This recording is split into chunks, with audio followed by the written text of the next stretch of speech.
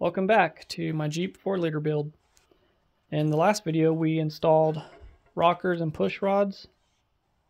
In this video we're going to install thermostat and housing. So I went and got this thermostat from AutoZone. It's a 180 degree thermostat.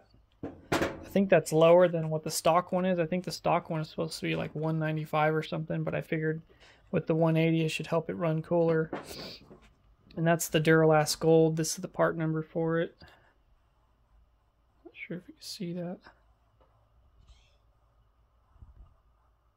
Huh, that's weird, it won't focus. And then this is the housing. I'm just going to reuse the original housing. This is AMC 1987. Still seems to be good. I don't see any cracks or anything on it. There's my 2 bolts. When you install these, you want to use water pump and thermostat housing Permatex. Then you want a new gasket, obviously. And I'm just going to put a little bit of anti-seize on the bolts when I get them on there. And then the socket is a 13 mil. So yeah, it should be pretty easy. Let's get that on. Oh, by the way, valve cover ended up going with white. Painted that with this stuff here. Where's that? Both were bought at AutoZone. I did white and then clear over the white. Came out really good, actually, in my opinion. It looks fucking awesome. It's like glossy and stuff. Haven't bolted it down yet. I have the gasket up there. I'll do that, and I'll probably do that next. But yeah, let's get this thermostat on there. So I got this gasket from O'Reilly's. For some reason it has an adhesive side to it, and it's pretty sticky on this side. I don't really understand why, because in the Haynes manual, I know this is old stuff, but it says to apply a thin uniform layer of RTV sealant to both sides of the gasket. I really don't see why this has an adhesive side if it's going to be getting sealant. So I'm almost wondering if maybe this is supposed to be stuck to the housing, and then you only apply RTV to the one side that's going to be touching the block. I mean the cylinder head. I'm not really sure. This is definitely stumping me right now. I don't know if I should go ahead and put RTV on to this side or not. Yep. Yep, I really don't understand these gaskets. I wish I would have just got an thermostat gasket that doesn't have adhesive on one side, because it doesn't actually, you can't stick it to that first to help align your thermostat. It ends up, you can stick it to your housing,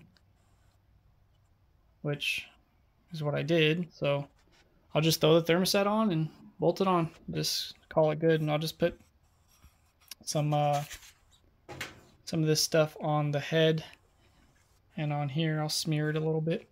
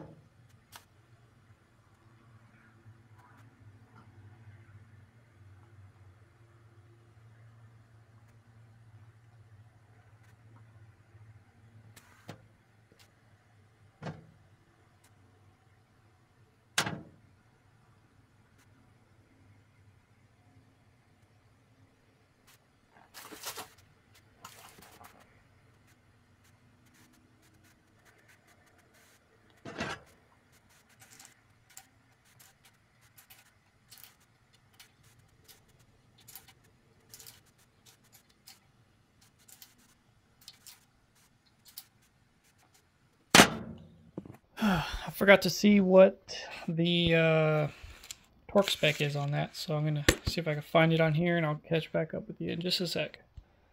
So Google says 7 to 8 foot-pounds for the torque specs on thermostat housings, but I forgot I don't even have a small torque wrench.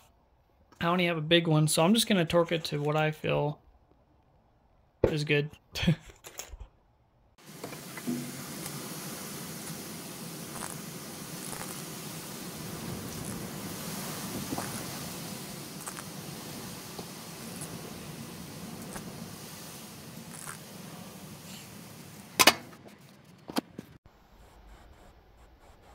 Okay, well that's that.